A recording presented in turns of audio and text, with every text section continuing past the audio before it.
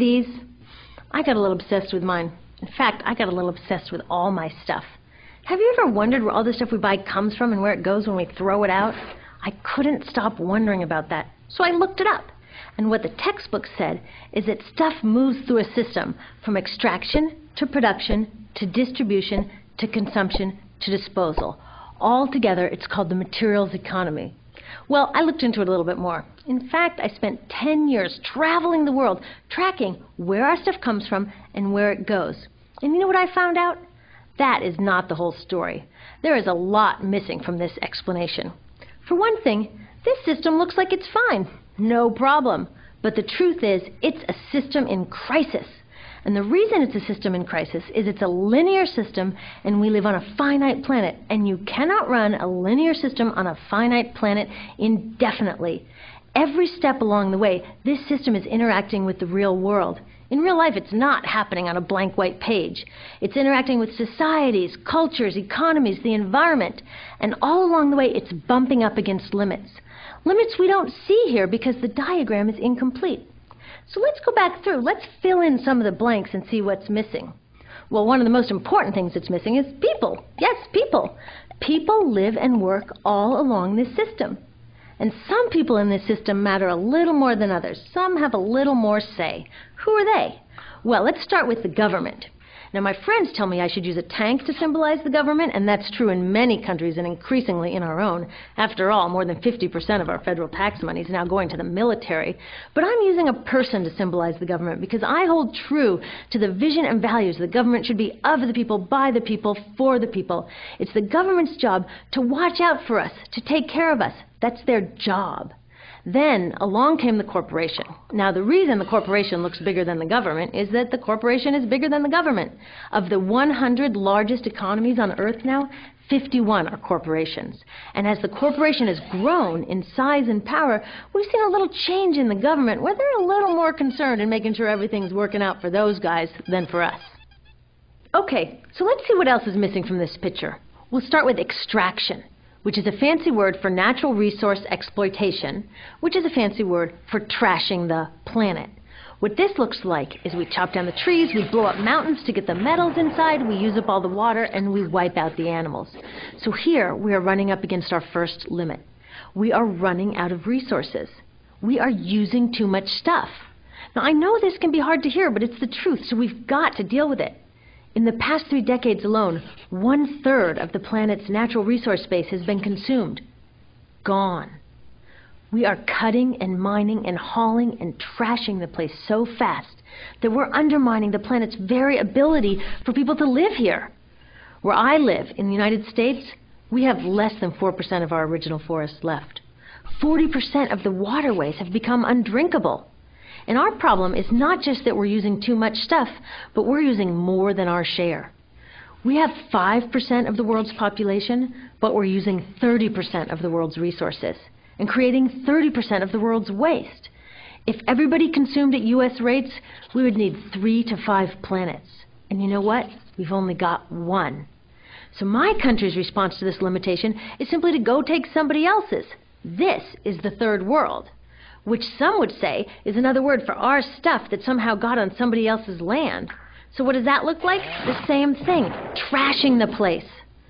75% of global fisheries now are fished at or beyond capacity. 80% of the planet's original forests are gone. In the Amazon alone, we're losing 2,000 trees a minute. That is 7 football fields a minute. And what about the people who live here?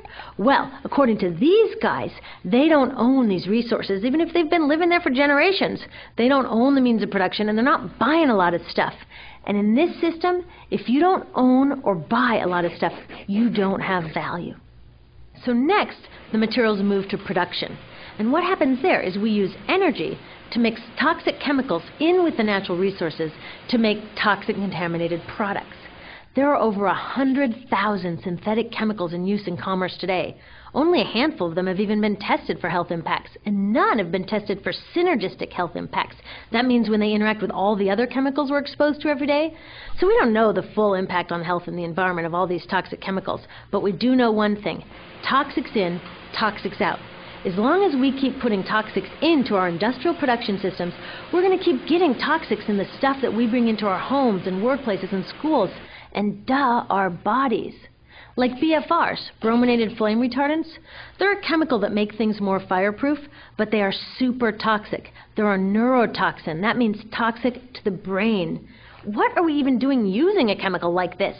Yet we put it in our computers, our appliances, couches, mattresses, even some pillows. In fact, we take our pillows, we douse them in a neurotoxin, then we bring them home and put our heads on them for 8 hours a night to sleep. Now, I don't know, but it seems to me in this country with so much potential, we could think of a better way to stop our heads from catching on fire at night. Now, these toxics build up the food chain and concentrate in our bodies. Do you know what is the food at the top of the food chain with the highest level of many toxic contaminants? Human breast milk. That means that we've reached a point where the smallest members of our societies, our babies, are getting the highest lifetime dose of toxic chemicals from breastfeeding from their mothers. Is that not an incredible violation? Breastfeeding must be the most fundamental human act of nurturing. It should be sacred and safe. Now, breastfeeding is still best, and mothers should definitely keep breastfeeding, but we should protect it. They should protect it. I thought they were looking out for us. And of course, the people who bear the biggest brunt of these toxic chemicals are the factory workers, many of whom are women of reproductive age. They're working with reproductive toxins, carcinogens, and more. Now I ask you, what kind of woman of reproductive age would work in a job exposed to reproductive toxins except for a woman with no other option?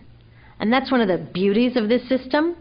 The erosion of local environments and economies here ensures a constant supply of people with no other option.